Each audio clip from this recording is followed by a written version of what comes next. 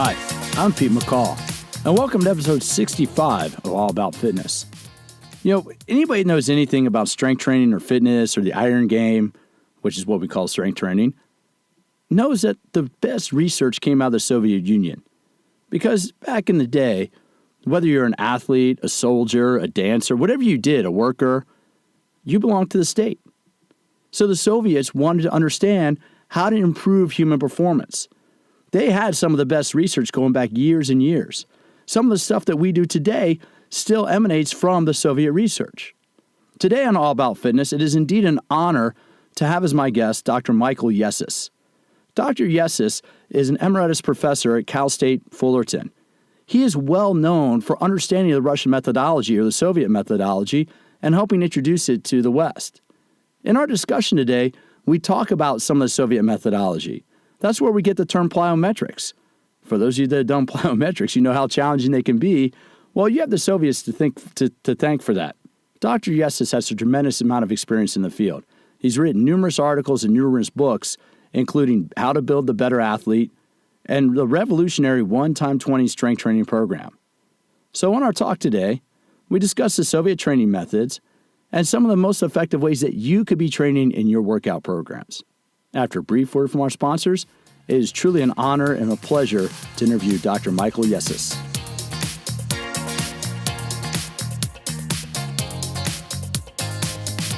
Vicor Fitness is the maker of the new TerraCore, which is a step, bench, balance trainer, and multifaceted exercise tool combined into one single platform.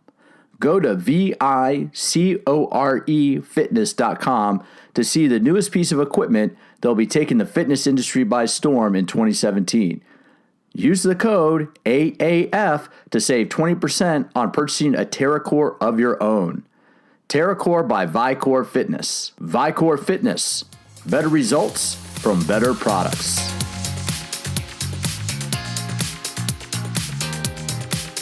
All right, I'm Pete McCall today with All About Fitness. I'm here with Dr. Michael Yessis, an emeritus professor of exercise science at Cal State Fullerton. Dr. Yessis, can you give us just a little brief background of kind of what it is that you do and kind of your area of expertise? Okay, my main area, and this is what I taught at the university, is biomechanics and kinesiology. That's the science of kinesiology. And I got started in this area, I guess you could say, when I started reading all about the Russians and what they were doing. And I was amazed at the science behind everything that they did. And that's what really impressed me because I have a scientific background myself. And when I read their material and translated the articles that were for coaches and for at the learning institutions, I was very impressed. And that got me more and more interested in taking a look at the technique of how people do things, especially athletes.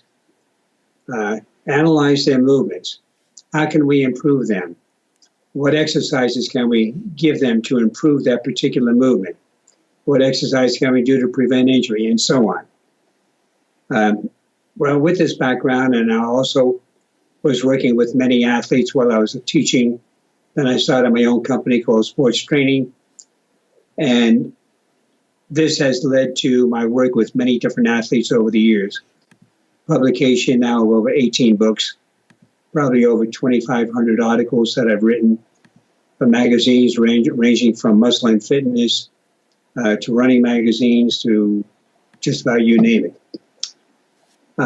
So that is more or less a quick synopsis of what I've been doing. And I think I've come up with many unique kinds of concepts and practices that I think could help many of the people who are listening to us now. Now, one thing I want to start with, Dr. Yessis, is, and this is something that I've kind of talked about in one or two previous podcasts, but I think it's an interesting concept that 30 or 40 years ago, probably a little more like 35, 40 years ago, professional athletes did not really do off-season conditioning. They would show up to spring training or they'd show up to summer training if they played in the NFL, and they would get in shape at training. Is that true? I mean, what has changed about the way that athletes approach sports nowadays as opposed to what it was, 30, 40, a little bit more, more than that? Because that's a pretty recent history, correct? It is. And you're right in your assessment. They really didn't do anything. That's where the two-a-days in football came from. See, they had to work real hard. They thought this is the way to get them in shape real quick. But today, and I think what changed it was strength training. Strength training, we found out, hey, that can improve performance. So there was a big push on strength training. And today, strength training dominates. I think they do this throughout the year. And since they do it throughout the year, they can't help but stay in relatively good condition. And many of them wanted to excel. So then they also got started on some running programs, picked up personal trainers, to help them with it. Of course, the teams, even though they have a strength and conditioning coach, he typically works with them mostly during the season. But many athletes do it on their own in the off season. So strength training has been the big factor. But how they go about doing it, that's another story. And that gets into the big question. Well, who really introduced the concept? And you already mentioned it once, and I was introduced to your work because you've helped translate some of the work of the Soviets. But who was it who really introduced the concept that athletes should be training year-round and should be training with weights? Boy, that's a tough one. I don't know if I'd put it on any one person. I think it came more from the fitness industry. Nautilus was probably one of the biggest factors. And then Boyd Epley was a strength coach in Nebraska. And Nebraska at that time was very muscular. They were one of the first ones to undergo a serious strength training program. And then I think it spread from there. And he was the originator of the NSCA, and they kind of promoted, strength training, and it's still a biggie there today. Yeah, they came into it. And how did Nautilus change that? Because actually, I do a little bit of consulting for Nautilus. After we get off this conversation, I have to work on a presentation I'm doing for them in the next few weeks with a couple of their clients. But how did Nautilus really change the game? Nautilus had a whole line of machines, and they touted them as being superior for gaining strength and muscle mass. And that was the mentality for the football players. Strength and muscle mass.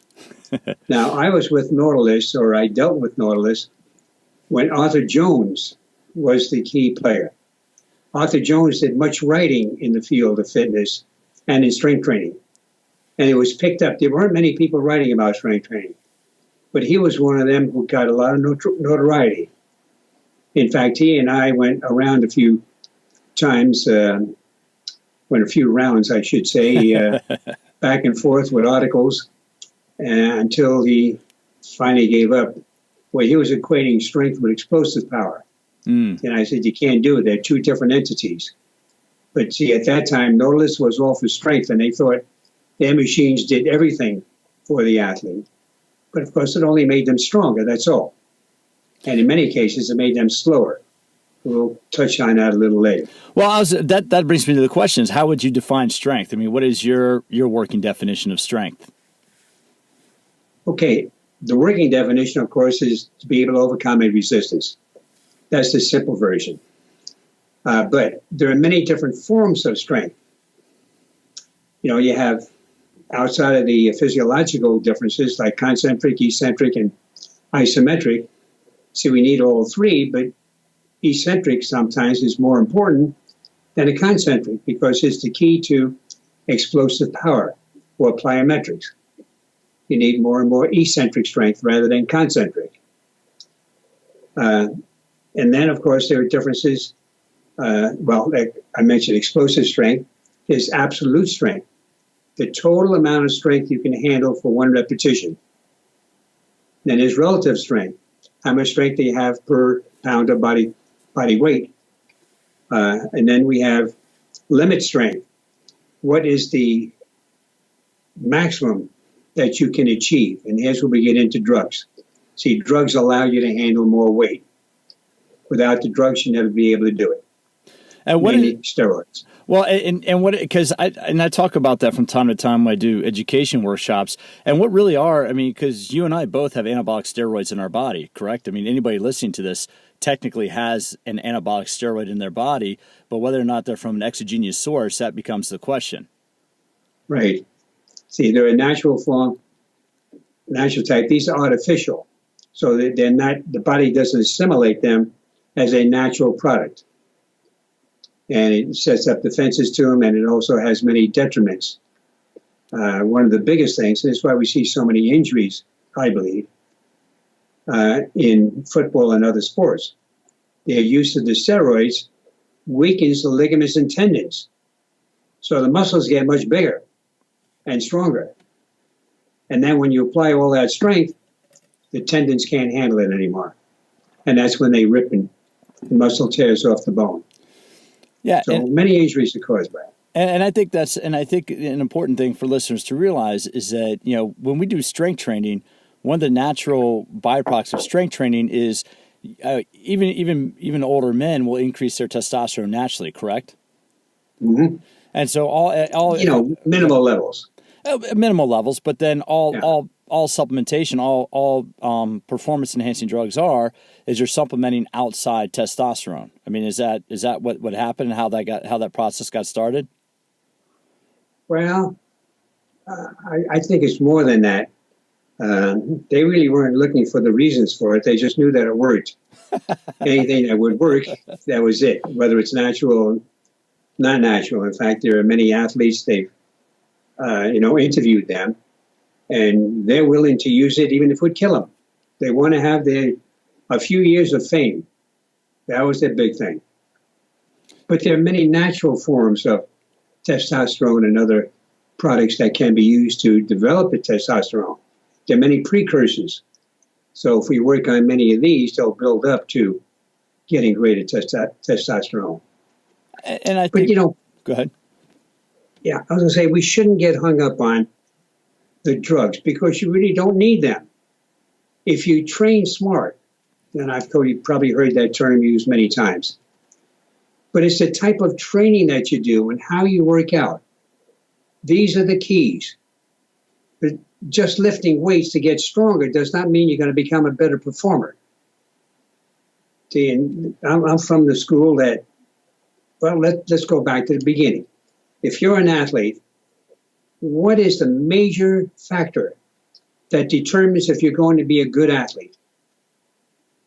Is your skill on the field, your ability to play the sport. There you go. The skill. Your ability to execute the skill. All right, that means we have to take a look at skill execution or your technique. Yet this is an ignored topic. You can't find many articles outside of those that I've written that deal with the technique of execution. In running, they talk about running form, and all they do is talk a little bit about posture and a couple other little things, but they don't look at what really happens in running. See, but if we did this, and then the second part of the equation is to develop more strength that is specific to the technique. See, one of the facts that I didn't get to, there's general strength and there's specific strength. General strength, and this is a definition I got from the Russians, I'm not coming up with it myself. General strength are exercises that will make you stronger or strengthen a particular muscle and joint, but will not improve performance. Special strength is strength that will improve performance as it develops strength.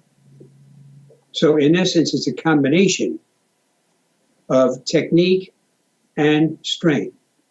The exercise couples the two.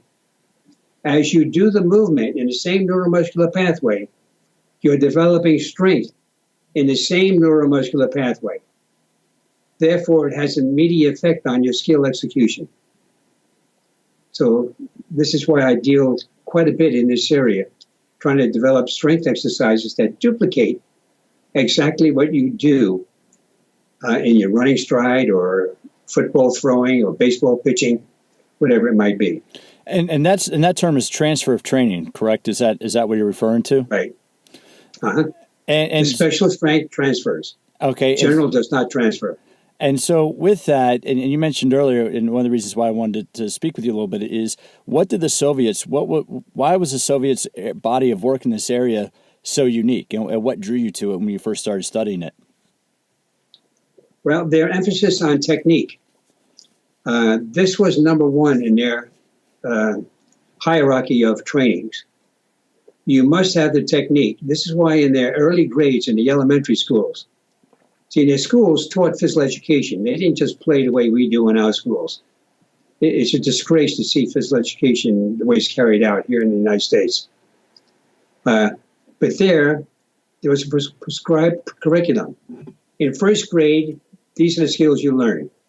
For example, if it's running, you learn, how to drive straight or bring the knee up, use the ankle more, whatever it might be. Then, in second grade, these are the skills you must acquire. Third grade, these are the skills. And they covered a multitude of sports. They believed in the more different sports and activities you could do, the better you become, not only in development, but better able to become great in any one sport. And I found this to be true. And even today, you take a look at the top athletes in all of our sports, top athletes in football, they played more than one sport. Top athletes in soccer, they played more than one sport. Now, there are exceptions, of course. But the better ones, and most of them, this is what we find. So you think it's a mistake when kids get started at an early age, like 8, 9 years old, of saying, I'm only going to play baseball or I'm only going to play soccer? It's the worst mistake or the biggest mistake parents can do, or can make their children. See, and today, I don't know if you've been following it, but there's a whole new industry coming up. They call it, I think it's travel sports. Yeah. Where the kids, every weekend, they're traveling someplace. They're on these travel teams.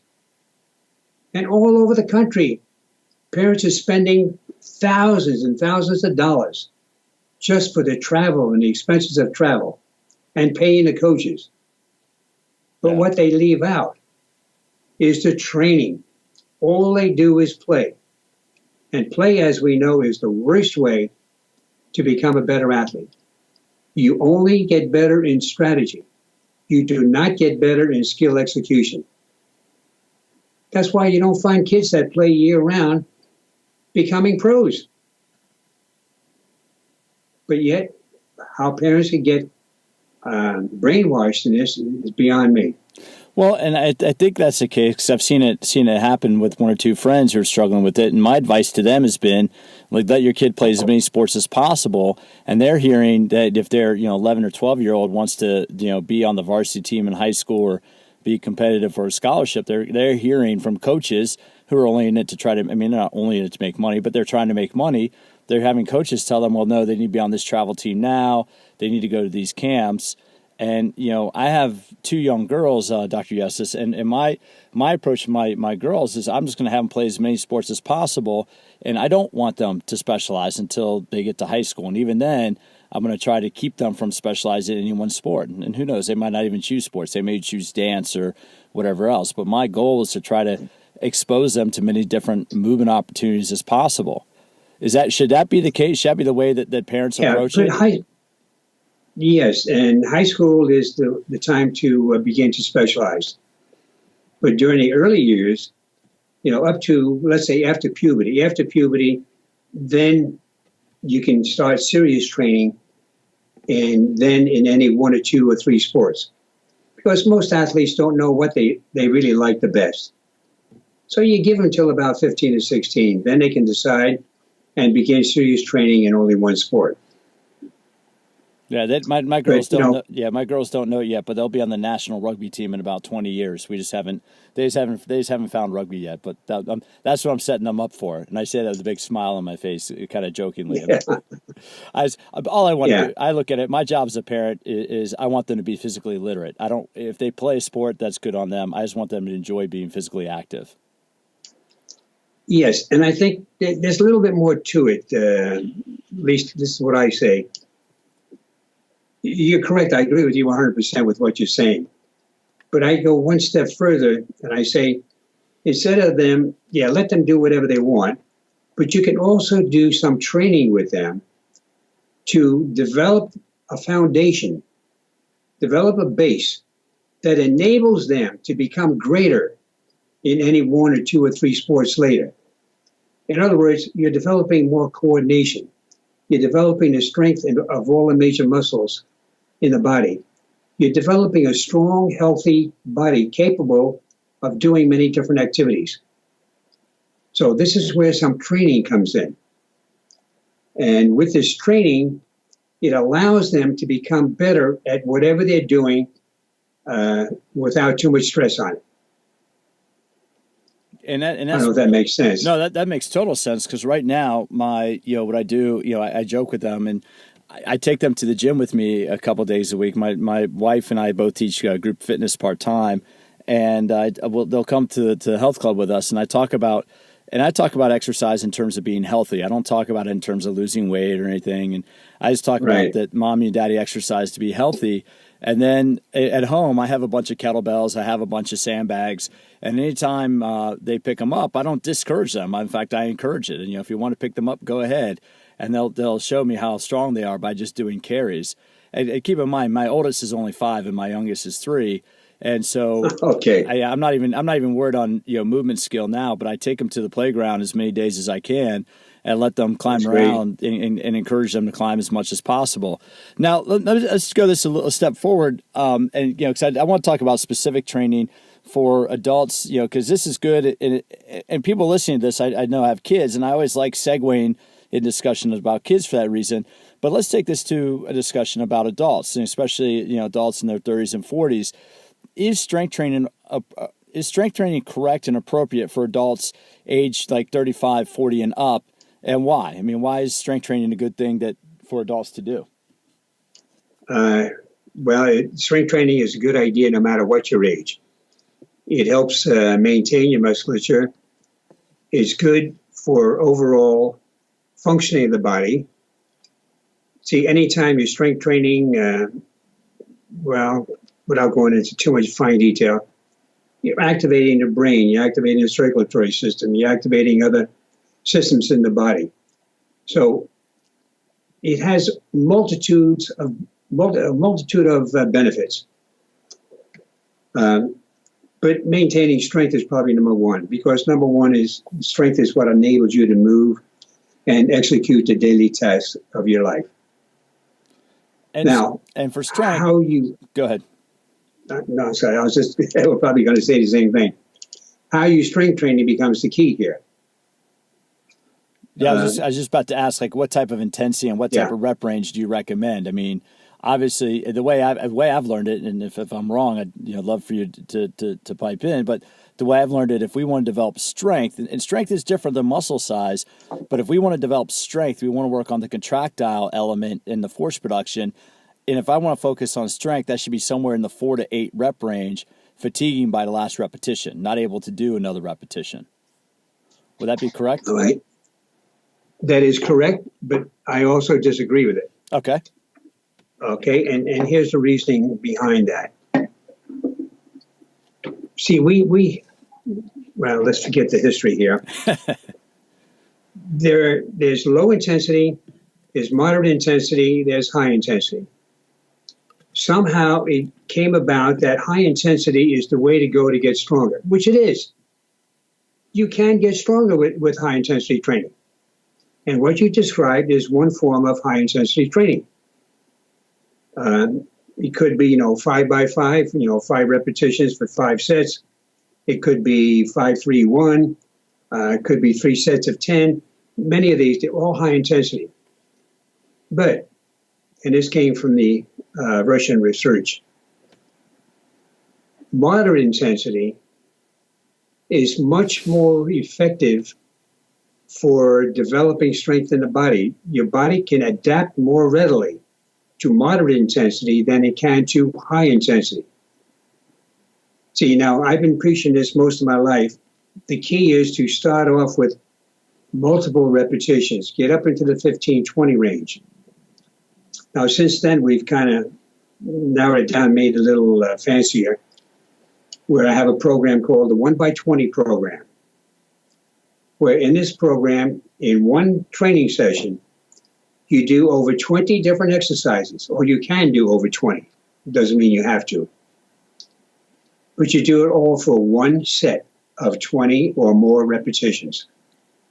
Could be less, depending on how much you do. You go to the most I can do. We find in comparison to the high-intensity program that you mentioned, the athletes who are on a moderate program develop greater strength, and these are all significant. Develop greater strength, muscular endurance, greater ligament and tendon strength, greater coordination, greater you name it. So it's indicative of what moderate intensity can do. It is the key to adaptation. You get the best adaptation in the body from a moderate intensity program rather than a high intensity program. And you get both. And even if you take a look at, let's say, doing 20 reps, first 15, you can say is muscular endurance. But the last 5 has the same intensity as what you were doing in that one exercise. Okay. For only 4 or 5 reps. Okay. So it goes down, the muscles already getting fatigued. And so this is where the strength component comes in, or the muscular endurance of the early ones. Okay. And then the other factors, the repetitions, good for the circulatory system, greater development of the capillaries, and so on. So would it be fair to say that the first 15, if I'm doing a 20 rep protocol, would it be fair to say that the first 15 or so are going to really fatigue and engage the type 1 motor units and muscle fibers and work on aerobic capacity? And then once those are fatigued, now I'm getting into the type 2s where the benefit would come in from a heavier set just for limited repetitions. So that way, as I kind of fatigue the muscle fibers in the first 15 reps or so, then by the time those are fatigued, the type 2s kick in and do the work. And so I'm getting a combination of both aerobic endurance and strength. Is that kind of the approach? Right. Yeah. That makes a lot of sense. Okay. No, I like that. Yes. Yeah, and we're finding we have many coaches now that use it with their athletes, especially on a high school level.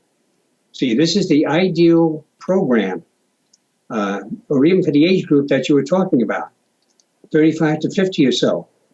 See, it's ideal for them. You're not putting too much stress on the body as you do with a high-intensity program. The moderate intensity, they recover faster, they feel good, and they're gaining more physical abilities at the same time. See, and it's still progressive. When you start getting over 20 reps, add a little bit more resistance, get back down to about 15 or so. Then you keep building up again, over 20 consistently, add more resistance. So here's where the progressive resistance exercise comes in. And are you a fan of compound, like multi-joint exercises, like squat? Oh, sure. Okay. Or is that a protocol that you'd recommend more in a machine to do isolation? No machine. Okay. With free weights. See, the reason I say no machines can be used, of course, there's no question about it. But I find with free weights, there's more of a balance factor. So you'll gain more balance with the free weights as opposed to the machine. More of a neuromuscular, you get more into the nervous system and more into kind of a coordination aspect. Is that correct? Yeah, and you get more of the total body involvement. Okay. See, if you're standing and just doing biceps curls, all the muscles of your body are contracting minimally to maintain your balance and hold that position. But if you're sitting down, your lower body is completely relaxed and only your upper body is, tensed up a little bit. So you can see the difference here. Oh, yeah. I'm laughing just because I tell that to people all the time. It's, I'm not going to let you sit down. You have an hour and I want you to stand on your feet the entire hour. Your body burns more calories. And the more muscles you use, the more calories you burn. Sure. I try to get them into that mindset. Now, a quick question to kind of shift a little bit. What's the definition between strength and like explosive strength or power? How are the two different? Strength, when you think in terms of absolute strength, when you're lifting a heavy weight, the most weight you can for one rep, the movement is slow. But explosive power means you are exhibiting strength, but in the shortest amount of time possible. So in other words, let's say a jump. I can jump down, go down, and then come up again. And maybe it'll take me 4/10 of a second. But then if I went down really quick and hit and came back up again, I can execute it in 2/10 of a second. Now I've doubled my speed of execution, which means I've exhibited more explosive power. So that's the main difference between the two. It's more power rather than strength. And does power come from, this is going to be a little technical question for listeners, but does power come from the contractile element of the muscle fiber, or does power come more from the elastic component of the connective tissue, the tendon, and the fascia? What's the interplay between the two types of tissue? Both? It comes from both. Yeah, you can't, the muscle is still going to be somewhat involved, but the ligaments and tendons, mainly the tendons, are the ones that can withstand, let's say on a jump. When you jump down and stop, it will hold yourself so you don't collapse to the ground. There's stretching of the tendons and ligaments and muscle. Well, the stretching creates this eccentric strength, this tension, and your muscles withstand that tension. They also absorb some of it for safety. But the main focus is on withstanding. You want to maintain or hold all of that tension. And then when the tension is withstood and held in these ligaments and tendons, then it's released in the explosive contraction. So this is where the resiliency of the muscle comes in. You withstand all of this force and then give it back when you do the switch to the concentric. And is that the definition of plyometric? Is that what a plyometric action is? Yep. Yes, plyometrics is, the withstanding of the forces and then giving them back when you return to the original movement. Probably not saying the whole thing. We could use the jump as probably the best example. But you can do it on just about any joint. And now, and this is a question. One of the reasons I wanted, another reason why I wanted to speak with you today, sir, is because my fears, I see plyometrics programmed incorrectly a lot in the gym. Would you consider a plyometric a skill exercise or a conditioning exercise? And what's the difference between the two? Never conditioning. The plyometrics, we have to distinguish. The problem came from a few of the early writers of plyometrics who didn't really understand what it was all about. They interpreted plyometrics as any type of jump activity. So you could be very slow, like a little kid, jumping up and down. They call this plyometrics. It isn't. It's jumping. So jumping is one aspect. It's a good prelude to plyometrics. Plyometrics is a very intense type of activity. It entails a lot of neuromuscular activity and brain activity. Your brain actually has to be prepared for this. So plyometrics should only be used, maybe it could be depicted better when we think in terms of the shock method. This is what the Russians originally came up with. But we coined the term, Fred Wilt in the United States coined the term plyometrics. He just looked it up in a book. That's how he came up with it. Probably a poor term, but that's neither here nor there. Well, and that's how I see it misused, because the way I learned it is if I use plyometrics if I want to help somebody develop explosive strength. And so I'm looking at a very low rep range, maybe two to 6 reps maximum, because it's a maximal power output. You're trying to generate as much force as rapidly as possible. And anything, I've viewed anything over 5 or 6 reps now becomes a conditioning exercise where you're really just working on maintaining, consistency as opposed to maximal explosiveness. Is that a correct way to look at the difference? Yes, but a little bit. I'd like to modify it just a little bit. Certainly. You can do up to 10 reps, depending upon the individual. For a high-level athlete, he could do up to 10 reps. So the average person, maybe 5 or 6, as you mentioned, would be the best. And there's the rationale behind this are your ATP stores. Okay. Because all these activities are executed using ATP as the major source of energy. And you only have enough ATP stores in the body to last about 10 seconds. So if you did 10 jumps, there's your 10 seconds. That's true. Yeah. But so you don't want to go over. Yeah. So you deplete it. And Right. that's a good way of looking at that. And are plyometrics appropriate for adults over the age of 40, 45? For what purpose? I would imagine for resiliency. Like if I want to, and I'm not talking about a high volume or a high, super high intensity, but some sort of plyometric rebound to work on the resiliency of the connective tissue. They just do jump training. Okay. So you don't have to do any depth jumps, which is, the shock method. Okay. Or if you're going to do depth jumps, to keep it very low, maybe a 1-foot box. Okay. So the shock method more refers to like the depth jump of hitting the ground and being able to explode up, as opposed to just simple jumping underneath your own body weight. Is that Right. kind of how you're describing it? Yeah. And in the shock method, you have much more force on the landing that you must withstand. But in jumping, you never have that much force. So that's why it's much safer. But yet you're still getting the benefit. You're developing that resiliency in the muscle.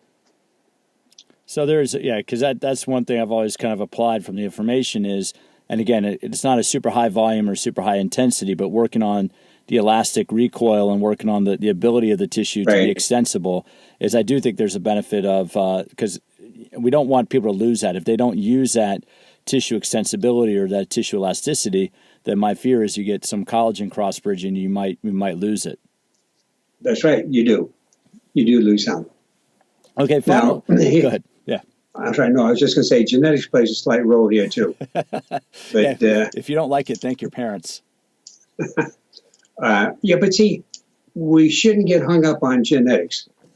Genetics only determine the limits that you can go to, not your ability to do it. Your genetics only plays about 30%, a 30% role in terms of either your ability to do something or how good you are in a particular sport. 70% is from your training. How you train becomes the key, regardless of how much explosive power or, your genetics are in favor of a particular sport. They've actually done bona fide studies showing that someone had, I'm trying to remember the exact numbers, had 70% fast twitch fibers, very explosive. Another person only had 40%. These were two sprinters. The person with 40%, after several years of training, while the person with 70% didn't do as much training, she outrun him. So the training allowed that runner to, with only 40% fast twitch fibers, run faster than the person with 70% fast twitch fibers. It's in the training. Will that be achieving her genetic potential? Is that what we refer to as achieving your genetic potential? Yeah, but the girl with 70 never even came close. Oh, really? Because she didn't train. Huh. See, she relied on, this is what happens with many genetically gifted athletes. They don't train because they're better than everybody else. They think they're the best. They don't train enough to go to their max. Yeah, we're getting ready to start the NFL season here. And I always find that interesting that in the NFL, you'll see a high draft pick. They kind of, they don't, after 2 or 3 years in the league, you kind of lose them or they drop out of the league because they relied on their genetic potential for so long. Now they get in a league where everybody's the same level. And if they don't have the work ethic they're not going to survive. Whereas you could take somebody who is maybe an undrafted free agent who worked their tail off to get there. They have a long career because they have the work ethic and the perseverance to stay with it. Have you noticed the same thing? Oh, yes, right on. An accurate description of what's taking place. And now, last thing while I have you here, sir, last question I want to ask about is periodization. Do you believe in periodization, and how do you describe it when people ask you what it is? What's an easy way to describe that concept? All right, I usually tell them something like this. Every training that you do should develop your body to a particular level. In other words, I'm training this way to get this. Now, once I have full adaptation or I've achieved whatever I trained for, now I am capable of doing this type of training. So now I can change and go into another type of training. When I achieve full adaptation from that type of training, now I'm capable of doing still a different type of training. So periodization, in my mind, is training to become or to achieve a certain goal, which then allows you to achieve another goal, which then allows you to achieve still another until you are the best in your sport or whatever it is that you're training for. So this is how I use the concept of periodization. I don't just cut it off and say, all right, we've gone for 3 months on this program, now we must do this. No. You take a look at the athlete. Has he achieved all this? Like I mentioned, the 1x20 program. We've had some athletes, especially on a high school level, go year-round for 2 years on the program before we made any changes. Now, we've made changes in the exercises, but still developed the same muscles. So we did have variety in there so they wouldn't get bored. But the point is that they were capable of doing this type of training and still gaining. As long as you're gaining, getting stronger, getting better, performing better, then maintain the same program. Once there's a slowdown or you seem to be plateauing, now we need a change. Then we go into the change. Then after that, once there's a slowdown, again another change. So this is how you would periodize. And I don't use any specific dates or times. Do you base it on testing? Do you base it on feeling in terms of how the athlete feels, or do you do like a specific testing protocol when you to gauge whether or not somebody's ready to move into the next phase or into the next block? Both. The testing is done on particular tests, like, for example, bounding. Well, if there are no more increases, you'll find, even just from the 1x20, they keep increasing the distance that they can bound or jump. Well, once you don't see this increase anymore, now we know things are slowing down. And you can even see it by eye, how the athlete's performing. You don't see any progress. But when progress is being made, you can see it. At least I can, but I've been doing this for 50 years now, so that's... So you can notice that. Having had that strain, to see this.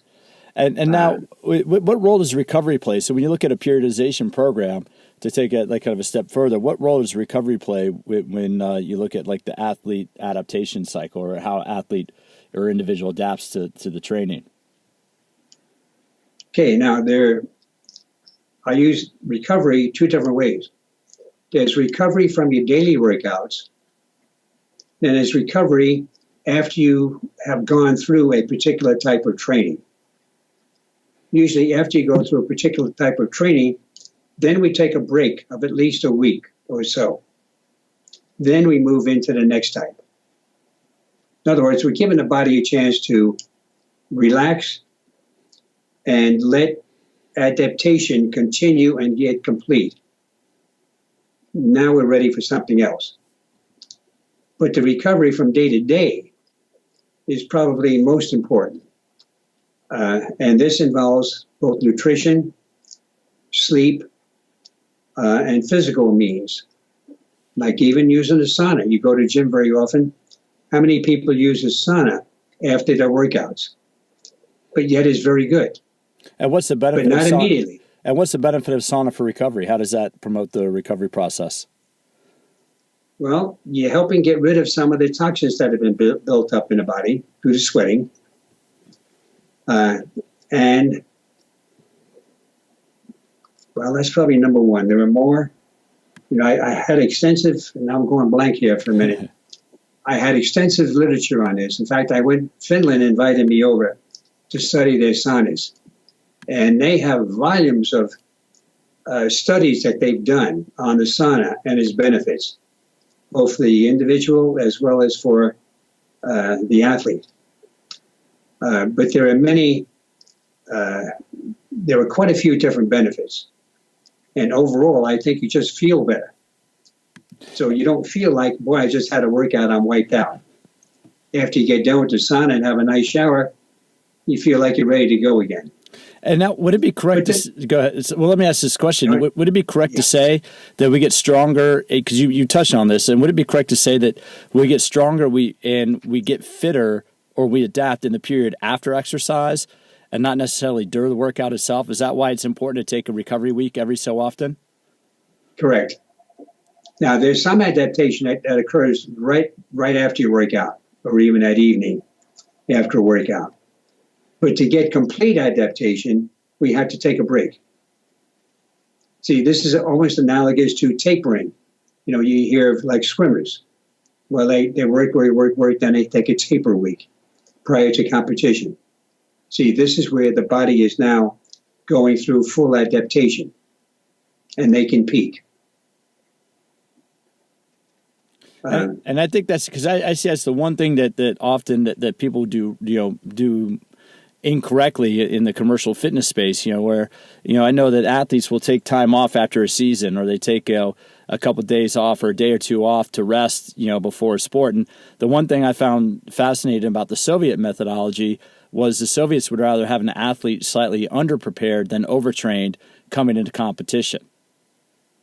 Correct.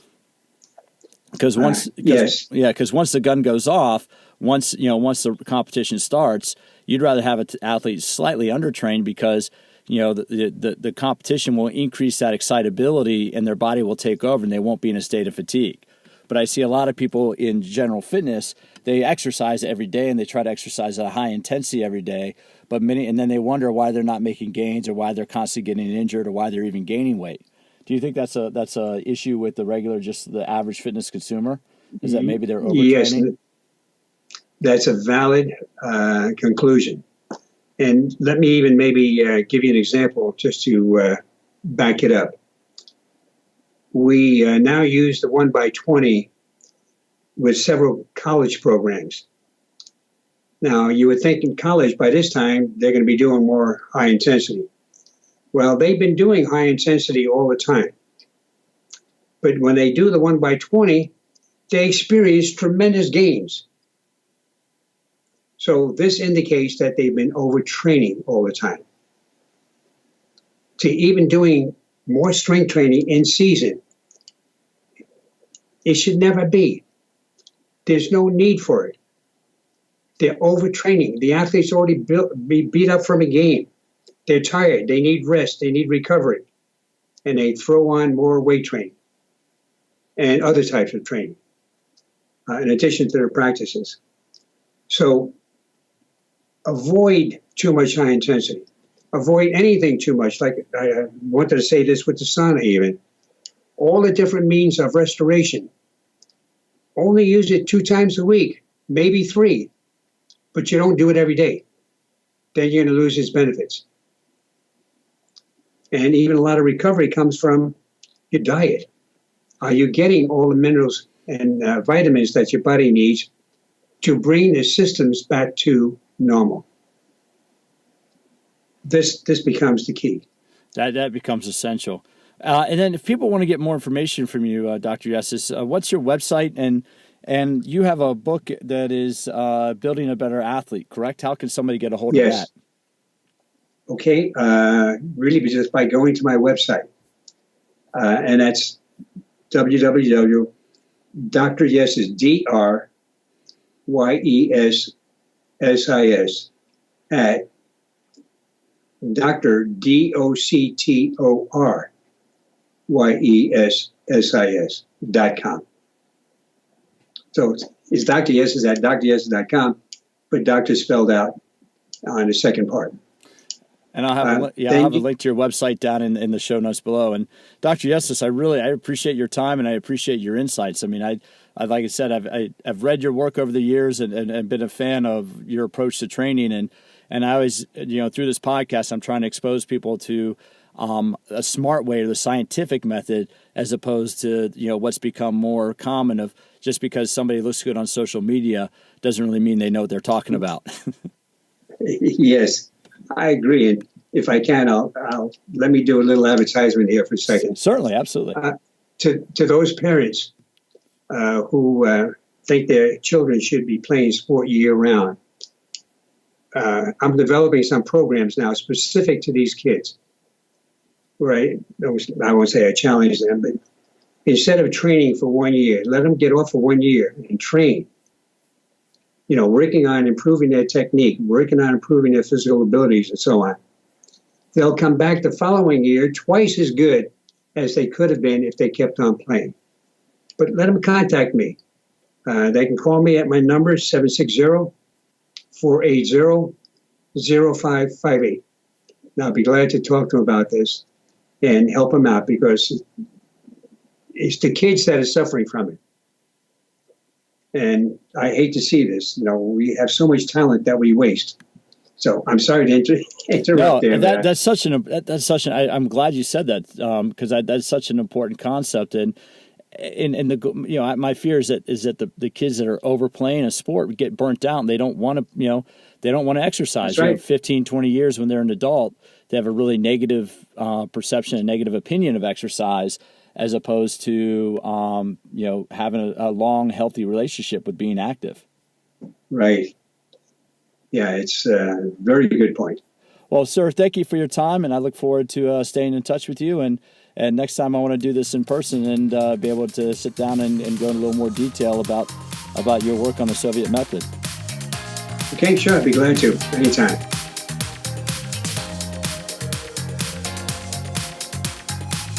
Well, hopefully I didn't get a little too technical for you. I mean, yes, that was a long conversation. And yes, absolutely got a little geeky. Because as you could hear, Dr. Yessis has a tremendous, a deep well of knowledge. And, I really don't mind, when somebody takes a different point of view from me. Or when if somebody points out that I might be mistaken. I don't mind that. Because, how else are we going to learn? As a speaker, as someone who does a lot of work in the public realm, when I give workshops, when I do seminars, I like it. It's all well and good to have people tell you they enjoy it, but I really like it when people point out something I could be doing better. So, especially with somebody with as much experience and as much knowledge as Dr. Yessis, if he points out one or two areas where I might be mistaken or might not be thinking correctly, heck, I don't mind. I'm getting free education. Hopefully, you learned a little something out of that too.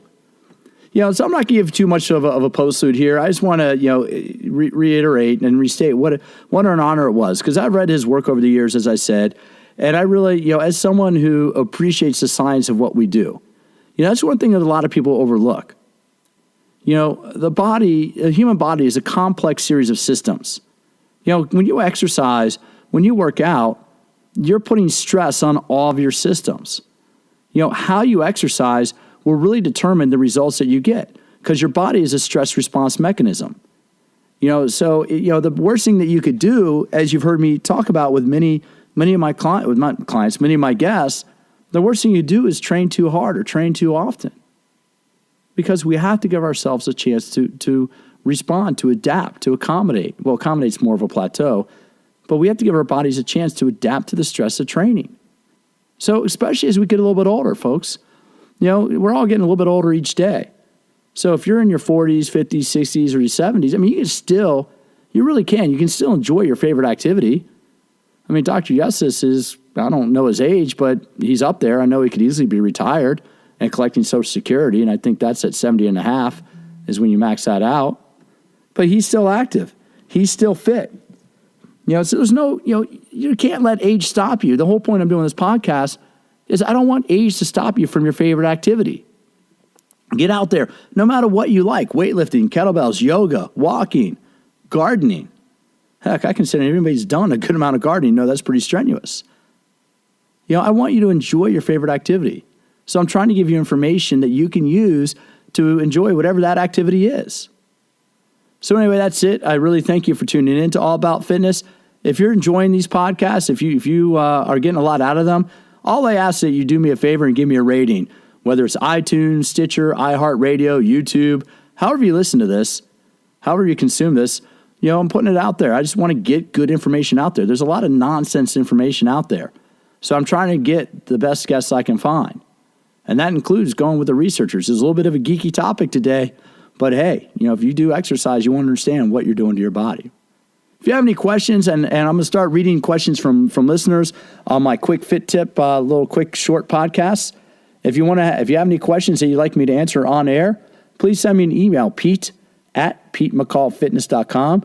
You can find me on Instagram, PeteMcCall_fitness. I put out little informational videos and just little bits of information. I also put out new podcasts via Instagram. You can also catch me on Twitter @PeteMC_fitness.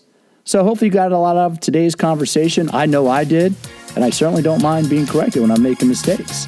Thanks for tuning in. Have a healthy and happy day.